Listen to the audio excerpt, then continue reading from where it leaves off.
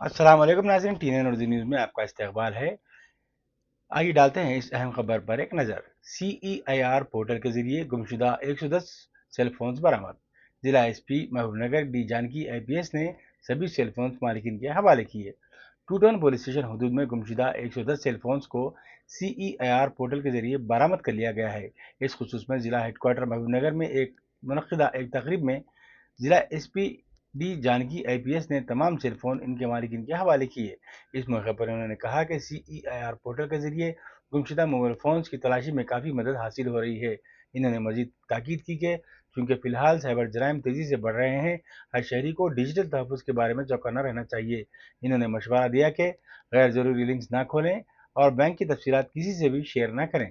इस तकरीब में additional SP BN Ratnam, DSP Venkateswarlu, SPCC Ram Reddy, two town inspector Ejazuddin, RI Krishna के अलावा दीगर अमला और अहलकार मौजूद थे। आइए नाज़रीन डालते हैं इस पर एक नज़र। నా యొక్క ఆకాంక్ష యాక్చువల్లీ నేను ఈ ఫోన్ ఆటోలో మిస్ అయింది కదా.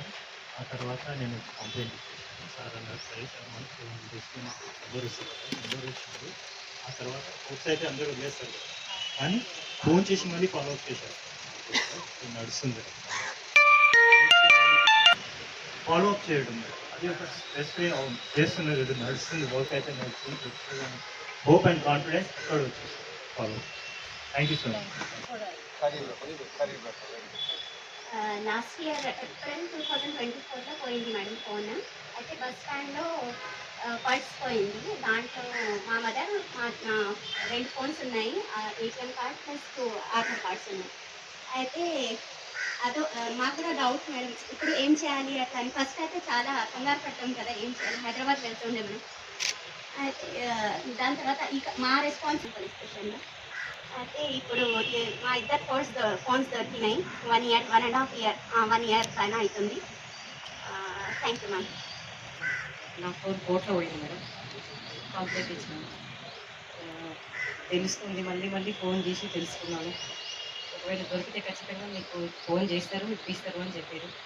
మీ అందరి సహకారంతో దొరికింది, ఇచ్చారు. Thank you. మళ్ళీ కూడా మీరు ఇచ్చిన మెసేజ్ చాలా బాగుంది. ఆడపిల్లల్ని ఎట్లా చూసుకోవాలి, మరి నాకతో పోల్చి చాలా బాగా చెప్పారు. చాలా బాగుంది మేడం. 1930 ఆ మెసేజ్ కూడా కంపల్సరీ గుర్తుపెట్టుకోవాలి. మనం పోడగొట్టుకోవడం బై మిస్టేక్లో పోవచ్చు, తెప్పించుకోవడం కూడా మెసేజ్ చాలా బాగా ఇచ్చారు madam. Very very thanks. Husband అరంగడ ఎక్కుతున్నప్పుడు ఫోన్ వెళ్ళిపోయింది. 1 ఇయర్ అవుతుంది. Thank you madam. పడే ఛాన్స్ ఉంది. మీకు మనం ఏదో ఇంట్లో పనిలోనో లేదంటే ఆఫీస్లోనో ఎక్కడో పనిలో ఉంటాం, ఎక్కువ ఆలోచించాము అసలు OTP చెప్పొచ్చా చెప్పకూడదా అనేది. ఇమీడియట్గా మనం OTP చెప్పేస్తాం.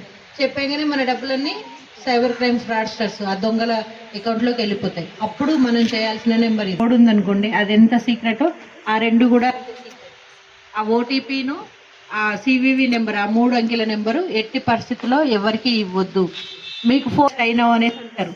అరెస్ట్ అంటే ఏంటి, మేము రావాలి మీ దగ్గరికి, వచ్చి మిమ్మల్ని పట్టుకొని రావాలి, అదే కదా అరెస్ట్. మరి డిజిటల్ అరెస్ట్ అంటే ఇప్పుడు నేను ఫోన్లో వీడియో కాల్లో నేను మీకు కాల్ చేసి అరెస్ట్ అనగానే అరెస్ట్ అయిపోతామా? పోలీసులు ఎప్పుడూ అట్లా చెయ్యరు.